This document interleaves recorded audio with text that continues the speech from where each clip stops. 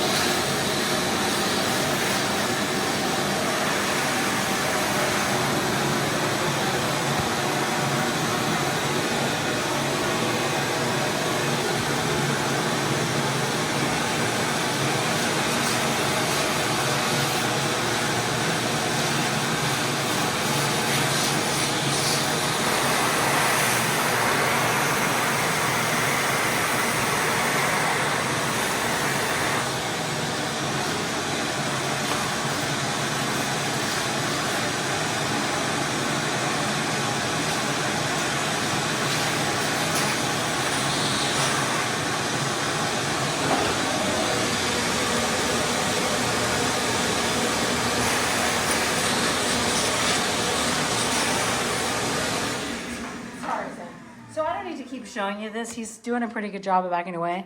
That was very superstitious. He has no idea I did that. I mean, he didn't know it had anything to do with me. There are times that I like to do it like that. Good boy, get that ball. Good boy. Good boy, let's play. Let's play, buddy. Good boy. Good boy. Good boy. Come on. Yes.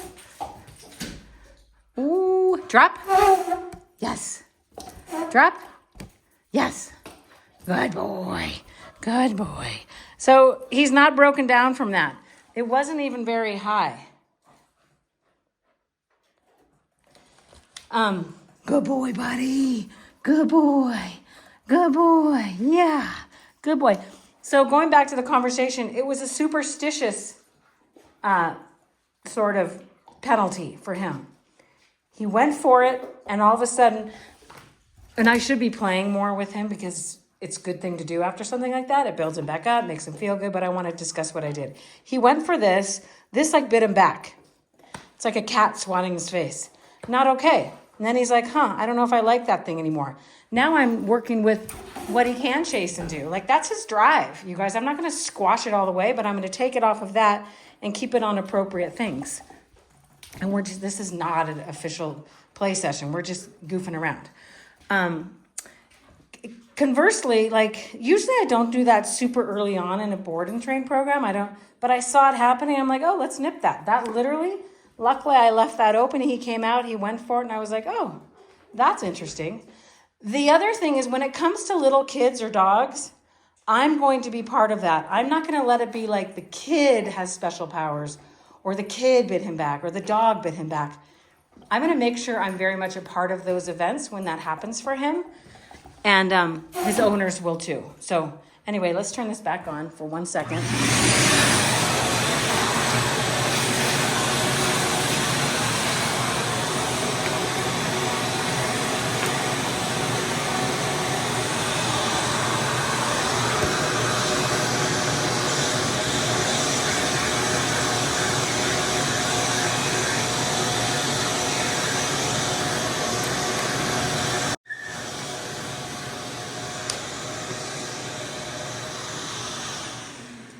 That was a little bit higher, but now I'm just going to get the ball back again. Oh, get that. Now he's going to probably start equating it to me. Get that ball. Get that ball, buddy. Oh, it's got a bunch of dog hair on it. That's why I'm doing this. Good boy. Good boy. Good boy. Oh, good boy. Yeah, I get it. So bad timing on my part in that one. I kind of didn't think he was going to go for it, and then he did. And then I had to really work it to get him to go for it again, because I just want it to be done. I don't want him to go for this vacuum again. So had I not been vacuuming, I should have had my finger, drop. Good, I should have had my finger on the button. So that's not great training, but look he looks fine. Come on, buddy. And I bet you he won't do it again. What I was thinking of doing when I did that was, I'm gonna pick up the ball and throw it while I'm vacuuming. And then it got a little too close, the head of that little thing there. He went for it, and then I'm like, crap, I got to do that again. So then I had to really kind of pester him. He was trying not to, thinking not, and then finally he did it again, and I wanted to do one more because he didn't get it. He got away with it once when I first saw it, then he didn't get away with it, then he got away with it again, and then, and so I had to make sure, you guys be quiet.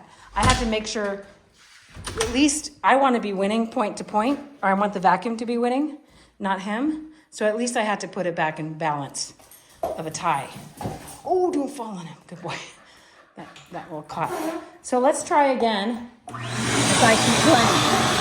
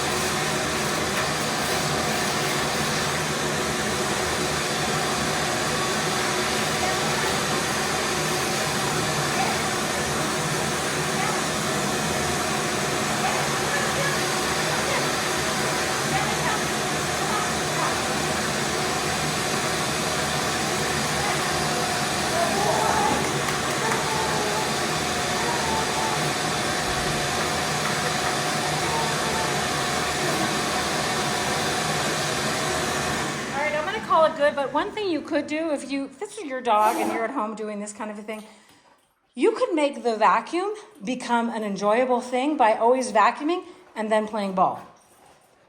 Like if you do the exact same thing around playing ball in a certain room with a certain thing a dog doesn't like, you can like get the vacuum out, plug it in, turn it on, vacuum, and then immediately after, play ball. Do it again the next day, do it again the next day. Pretty soon he's gonna be looking at the vacuum and wagging his tail, knowing he's gonna be getting some time. Does that make sense? Good boy. Drop. Good boy. Good boy. Drop.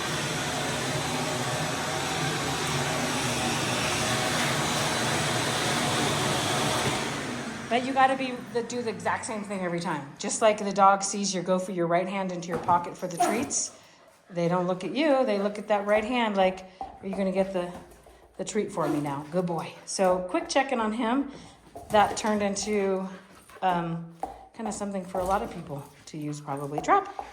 And again, if he were my dog, good boy. And the fact that he's playing around the vacuum is good too. If he were my dog, I would be creating these events where he loves to play. Do you see this? Drop. And this is, again, not a formal one. Drop. Oh, you can go over there because I'm talking. But I would be doing this. He doesn't like kids, so guess what I'm going to do? I'm going to let kids, while he's here and encourage his owners, kids are going to represent play. Not something to chase, but actually, oh, there's a kid. Maybe they'll play with me. Because he's going to know this language around this game so well, then I can teach it to a kid and another kid and another kid. And these kids can actually play it with him. And then he looks at the kid and be like, well, you know this game? Maybe I shouldn't nip you. So, okay. Nope. We're not going to chew on that, though. We're going to keep it as a game. All right. Check in with this guy. Bye. Good boy. Come on. Good boy.